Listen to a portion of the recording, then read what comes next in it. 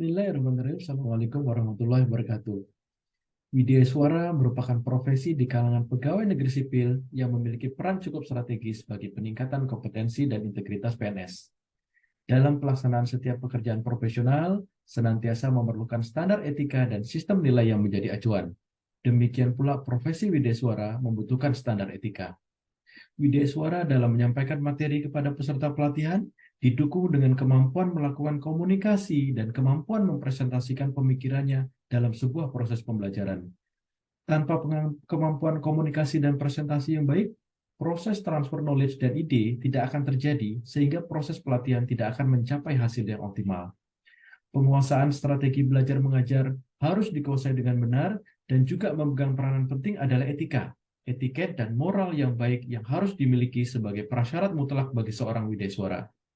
Permasalahan yang kadang terjadi terkait dengan etika, misalnya antara widya suara dengan peserta pelatihan, antara lain berbicara, berkomunikasi, atau menyapa peserta diklat dengan kurang tepat, meremehkan peserta ketika tidak menguasai suatu ilmu tertentu yang ditunjukkan dengan nilai pretest yang rendah misalnya, atau membuat peserta tidak nyaman dan tidak membuat building report dengan peserta, serta menetapkan aturan diklat sesuai dengan keinginan widya suara saja, misalnya terkait dengan jam pulang pembelajaran. Hal-hal tersebut hendaknya tidak terjadi. Widya suara yang profesional hendaknya mampu menerapkan nilai-nilai etika dalam melaksanakan tugasnya. Sebagai contoh, diklat yang durasinya lama, misalnya 5 hari berturut-turut, sangat melelahkan bagi fasilitator dan juga peserta diklat. Maka, fasilitator dapat menawarkan kepada peserta diklat untuk mengatur waktu pembelajaran. Disepakati bersama, tidak satu arah, konsep fun learning get healing dengan tetap tidak mengurangi total jam pembelajaran. Misalnya hanya menggeser waktu break time tetap ada di kelas. Pembelajaran lebih santai, namun ilmu tetap diperoleh dengan baik. Ini cukup efektif pada pembelajaran klasikal. Pengajar juga menghargai keinginan dari peserta diklat. Fasilitator juga secara etika menghargai panitia diklat dengan mengkomunikasikan kesepakatan dengan peserta diklat tersebut kepada panitia diklat. Berikut contoh penerapan etika tersebut. Saya menawarkan ke Bapak Ibu nih, gitu. Saya menawarkan ke Bapak Ibu dulu. Intinya kami tidak ingin mengurangi jam pembelajaran buat Bapak Ibu sekalian, tapi saya menawarkan Bapak Ibu dulu. Kalau misalnya kalau sore misalnya ya, sore Bapak Ibu kan sekali lagi tadi disampaikan oleh Pak Kepala Balai juga bukan hanya fun learning saja, tapi healing juga nih gitu di sini. Mungkin saja apalagi banyak juga yang di luar Jawa gitu ya inspektoratnya. Jadi kami menawarkan kalau seandainya Bapak Ibu sore ingin langsung ya ketika kita sholat asar kemudian sudah selesai tidak langsung ada masuk materi lagi, maka nanti akan kita padatkan. Kita nggak usah ada break atau ada break tapi Bapak Ibu boleh bawa ke sini. Saya akan terus dari materi. Setuju seperti itu? Karena biasanya terus terang kalau setelah asar itu konsentrasinya mau agak jauh menurut gitu ya. Di pikirannya udah Mario Guru ini, aduh si Triswama lagi mau konser, aku harus antri ke sana ya, misalnya ya. Nah, oke. Berarti nanti breaknya boleh ya Bu ya, boleh buat ya bawa sini boleh ya, boleh ya. Nah, makanannya boleh nanti bawa sini, kami akan deliver terus gitu ya.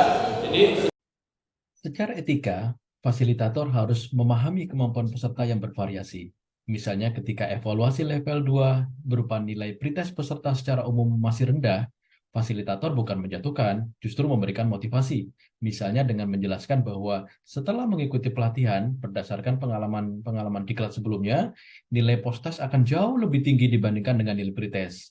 Ini akan memotivasi dan menambah semangat peserta untuk fokus mengikuti pembelajaran dengan baik. Berikut contoh video penerapan etika tersebut.